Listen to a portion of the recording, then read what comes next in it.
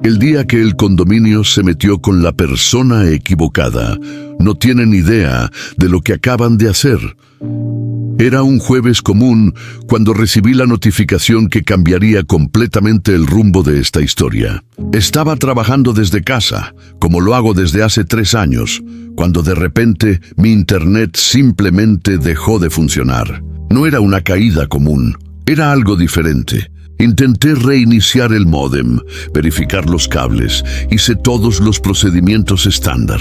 Nada funcionaba.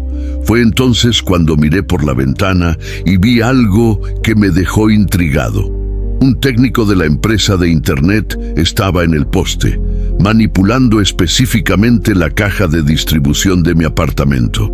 Bajé inmediatamente para entender qué estaba pasando. Lo que descubrí en ese momento fue solo el inicio de una batalla que ningún residente de este condominio jamás olvidará.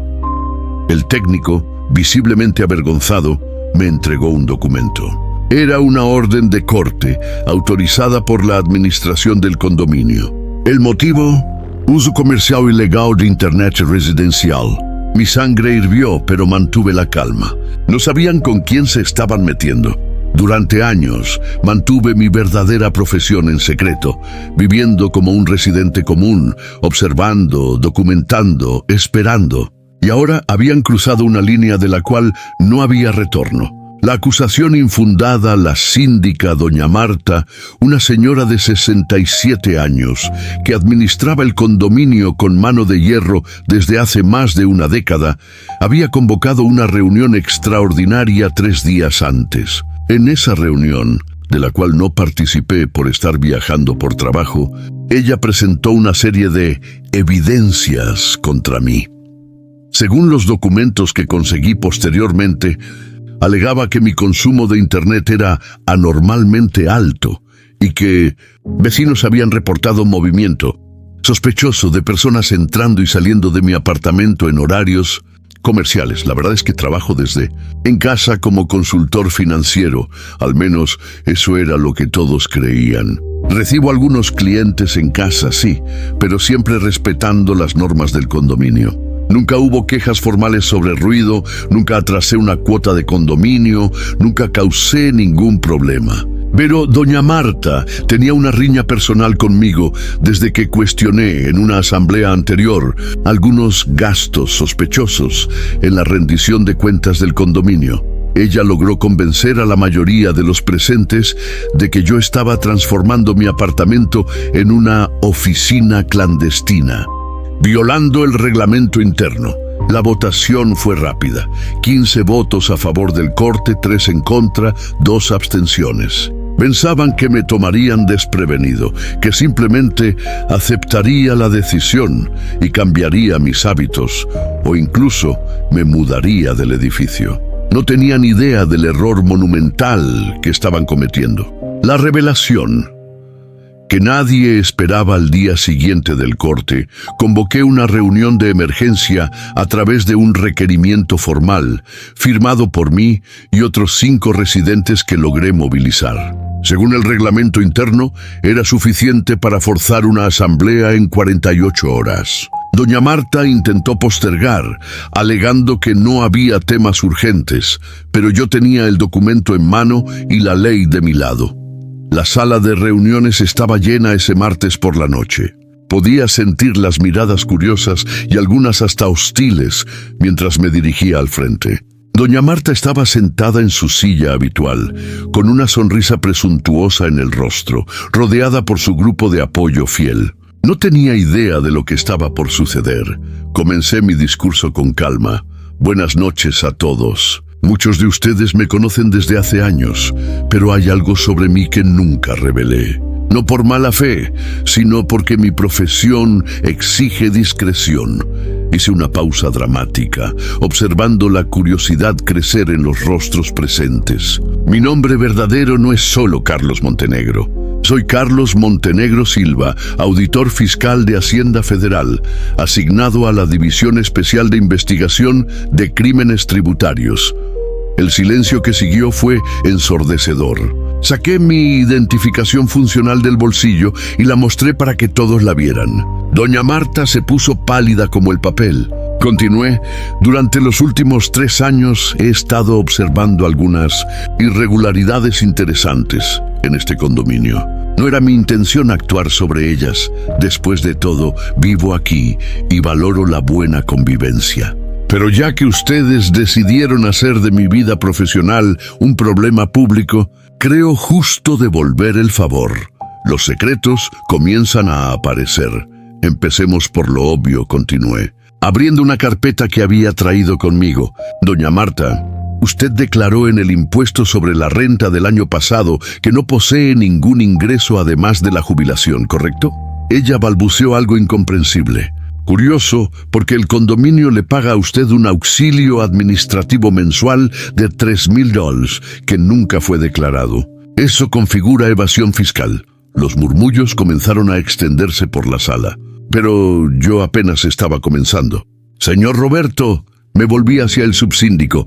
Usted es propietario de 3 apartamentos en este edificio, todos alquilados, pero declaró solo uno de ellos a Hacienda Federal. Los otros 2 están generando renta no declarada desde hace al menos 5 años. Roberto se levantó abruptamente. Esto es invasión de privacidad. No puedo y debo, interrumpí. Como auditor fiscal, tengo no solo el derecho, sino la obligación de reportar crímenes tributarios cuando tomo conocimiento de ellos. Y créanme, esto es solo la punta del iceberg. La red de corrupción proseguí revelando lo que había descubierto durante mis años de observación silenciosa. La empresa de limpieza contratada por el condominio pertenecía al cuñado de doña Marta y sobrefacturaba los servicios en al menos 40%. La diferencia se dividía entre ellos. La empresa de mantenimiento de los ascensores había donado una reforma en el apartamento de la síndica a cambio de un contrato de exclusividad de 5 años con valores por encima del mercado. Pero lo más interesante, continué, ahora con todos los ojos clavados en mí, es la reforma del área de recreación realizada el año pasado. Costó oficialmente $150,000 a las arcas del condominio, pero logré rastrear que solo 90,000 fueron efectivamente pagados a la constructora. Los otros 60,000, bueno, digamos solo que algunas personas en esta sala se volvieron significativamente más ricas. Doña Marta intentó interrumpir. Esas son calumnias. Voy a demandarte por difamación. Adelante, respondí con calma. Pero antes, usted debería preocuparse por el proceso administrativo que será abierto en Hacienda Federal. Ah, y hay algo más interesante. ¿Sabían que no declarar reuniones de condominio que deliberan sobre valores superiores a $50,000 sin la debida documentación fiscal también es una irregularidad? ¿Cuántas veces hicimos esto en los últimos años? El contraataque a esta altura, el ambiente en la sala estaba tenso como nunca. Algunos residentes comenzaron a levantarse para salir, pero yo todavía tenía cartas bajo la manga. Antes de que alguien salga, déjenme aclarar algo. Todos los que participaron en la votación para cortar mi internet basándose en acusaciones falsas y difamatorias también pueden ser responsabilizados. La calumnia y difamación son crímenes, y cuando afectan a un funcionario público federal en el ejercicio de sus funciones, las penas se agravan. Pero hay una solución simple para todo esto, continué ahora en tono más conciliador. Puedo olvidar todo lo que vi y descubrí. Puedo seguir siendo solo Carlos, el consultor financiero del apartamento 501, pero para eso algunas cosas necesitan suceder inmediatamente. Enumeré mis condiciones: restauración inmediata de mi servicio de Internet, una disculpa formal registrada en acta, la renuncia de doña Marta del cargo de síndica y una auditoría externa completa de las cuentas del condominio de los últimos 5 años. El giro dramático fue entonces cuando algo inesperado sucedió. Un residente que siempre fue callado y reservado, el señor Juan del apartamento 302, se levantó. «Tengo algo que decir», su voz temblaba. Doña Marta me obligó a votar por el corte de internet de Carlos. Dijo que si no votaba, revelaría que alquilo mi apartamento por temporada en Airbnb, lo cual está prohibido por el reglamento. Como un castillo de naipes, otros residentes comenzaron a hablar. La señora Rosa confesó que fue coaccionada. El joven Pedro dijo que fue amenazado con multas retroactivas inventadas. En cuestión de minutos, quedó claro que doña Marta mantenía su poder a través de un elaborado esquema de chantaje e intimidación. Esto cambia todo, declaré. La coacción para obtener ventaja configura el crimen de extorsión. Doña Marta, usted ya no está lidiando solo con cuestiones tributarias. Estamos hablando de crímenes que pueden resultar en prisión. El clímax de la confrontación, doña Marta, acorralada, intentó un último movimiento desesperado. Tomó su celular y dijo: «Voy a llamar a la policía ahora mismo. Has invadido nuestra privacidad, nos estás amenazando». «Por favor, llame», respondí con calma. «De hecho, aproveche y llame también al delegado responsable de la Comisaría de Crímenes Fiscales. Estoy seguro de que estará muy interesado en todo lo que descubrí aquí». Fue en ese momento cuando algo aún más sorprendente sucedió.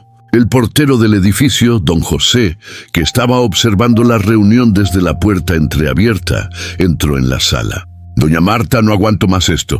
Necesito decir la verdad». Todos se volvieron hacia él. «Ella me obliga a cobrar una tarifa extra a los repartidores y dividirla con ella. Me hace dar recibos falsos. Tengo todo grabado en mi celular porque tenía miedo de ser culpado solo algún día». El portero comenzó a reproducir audios en su teléfono. La voz de doña Marta era clara, instruyéndolo sobre cómo desviar dinero, cómo intimidar a residentes, cómo falsificar documentos. Era la prueba definitiva de todo el esquema de corrupción. Las consecuencias inevitables. Doña Marta intentó salir de la sala, pero le advertí: «Puede salir, pero sepa que mañana por la mañana protocolizaré toda esta información en Hacienda Federal, en el Ministerio Público y en la Policía Civil. Usted tiene esta noche para decidir si quiere colaborar o enfrentar las consecuencias totales de sus actos». Se desplomó en la silla, comenzando a llorar. Pero no eran lágrimas de arrepentimiento, eran lágrimas de rabia por haber sido atrapada. «Ustedes no entienden», gritó. «Mantuve este condominio funcionando por años. ¿No saben el trabajo que da?» «El trabajo no justifica el crimen, doña Marta», respondí. «Y usar su poder para perjudicar a residentes honestos, para cortar servicios esenciales basándose en mentiras, eso es imperdonable». La resolución y la justicia. Esa misma noche se realizó una asamblea extraordinaria. Doña Marta renunció al cargo de síndica. Roberto, el subsíndico, también renunció. Se programó una nueva elección para la semana siguiente, y una empresa de auditoría independiente fue inmediatamente contratada para revisar todas las cuentas de los últimos 10 años. Mi internet fue reconectado al día siguiente, con una disculpa formal del condominio. Pero la historia no terminó ahí. La auditoría reveló desvíos de más de $500,000 a lo largo de los años. Doña Marta y sus cómplices fueron acusados de formación de banda criminal, peculado y evasión fiscal. Lo más irónico de todo, si nunca hubieran cortado mi internet, si nunca hubieran intentado perjudicarme basándose en mentiras y persecución, probablemente nunca habría expuesto sus crímenes. Estaba contento viviendo mi vida tranquilamente, haciendo mi trabajo, sin involucrarme en las políticas del condominio. La lección final: han pasado 6 meses desde aquella noche fatídica. El condominio ahora es administrado por una gestión profesional tercerizada, con total transparencia en las cuentas. Los residentes aprendieron la importancia de cuestionar, de no aceptar abusos de poder, de no dejarse intimidar. En cuanto a mí, continúo en el mismo apartamento haciendo mi trabajo. Pero ahora todos saben quién soy y qué hago. Curiosamente, esto trajo más paz. Nadie más intenta engañarme, nadie más inventa historias sobre mí. Doña Marta fue condenada a 5 años de prisión en régimen semiabierto y tuvo que devolver todo el dinero desviado. Su reputación, construida a lo largo de décadas, fue destruida en una sola noche, la noche en que decidió meterse con la persona equivocada. El epílogo revelador, pero esta historia tiene un último giro que pocos conocen. Durante la investigación oficial que siguió, descubrimos que doña Marta era solo una pieza en un esquema mucho mayor. Era parte de una red de síndicos corruptos que operaba en más de 30 condominios en la ciudad. Mi denuncia terminó destapando una operación que la Policía Federal venía investigando desde hacía 2 años sin conseguir pruebas concretas. El corte de mi internet, ese acto mezquino de persecución, terminó siendo el hilo que, cuando se tiró, deshizo todo un esquema criminal que movía millones de reales por año. Decenas de personas fueron arrestadas, cientos de condominios fueron auditados y se crearon nuevas leyes para aumentar la transparencia en la gestión de condominios. Hoy, cuando cuento esta historia, la gente siempre me pregunta, ¿planeaste todo esto? La verdad es que no. Era solo un auditor fiscal que quería vivir en paz, hacer mi trabajo desde casa sin molestar a nadie. Pero cuando atacaron mi derecho básico de trabajar, cuando intentaron humillarme públicamente con mentiras, cuando pensaron que podían abusar del poder sin consecuencias, bueno, aprendieron de la peor manera posible que algunas personas no deben ser provocadas. La moraleja de la historia: nunca juzguen a alguien por la apariencia de normalidad.